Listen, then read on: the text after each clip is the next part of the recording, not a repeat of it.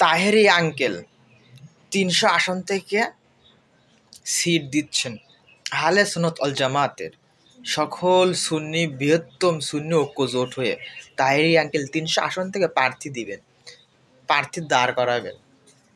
Taheri uncle আপনি যদি ৩০০ আসন থেকে সিট নিয়ে যদি প্রার্থী দাঁড় করা দেন, বাংলাদেশে তো এখন তো মনে করো যে যত জনগণ আছে তত দল আছে, নিবন্ধন থাক বা না থাক, যাই হোক সুন্নি যেহেতু সুন্নি বৃহত্তম সুন্নি ঐক্য জোট আহলে সুন্নাত ওয়াল জামাতের যত অনুসারী আছে তারা একটা প্ল্যাটফর্ম তৈরি করছে, তারা ৩০০ আসন থেকে প্রার্থী নিয়ে সিট দিবে, রাষ্ট্র ক্ষমতায় তারা যাবে। মার্শাল্লাহ ভালো,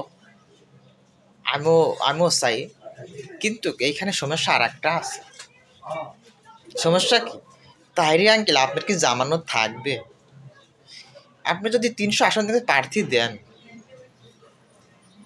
আপনার জামানত থাকবে না, কারণ এই দেশের মানুষ পীরকে দেয় নোট আর জনপ্রতিনিধির নেতাকে দেয় ভোট। ইতিহাস কথা বলে, পীরকে দেয় টাকা, ঘি, মাখন, আর যে জনপ্রতিনিধির নেতা তাকে দেয় ভোট। এই দেশের মানুষ এটাই করতেছে। তো তাহেরি আঙ্কেল আপনি ৩০০ আসনে প্রার্থী দিবেন, বেশ ভালো কথা। আমিও চাই বাংলাদেশটা সব মুসলমান, সব ঘরানার আলেম ওলামা এক হোক, কিন্তু জামানত থাকবে না।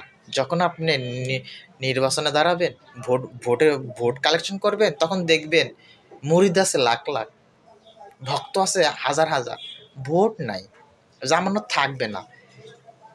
ঠিক আছে, তবুও আমি সাপোর্ট করি, কিন্তু এই দেশের মানুষ পীরকে ভোট দেয় না, পীরকে নোট দেয়, নেতাকে দেয় ভোট। তাহেরি আঙ্কেল জামানত থাকলে ভালো, না থাকলে দুঃখ।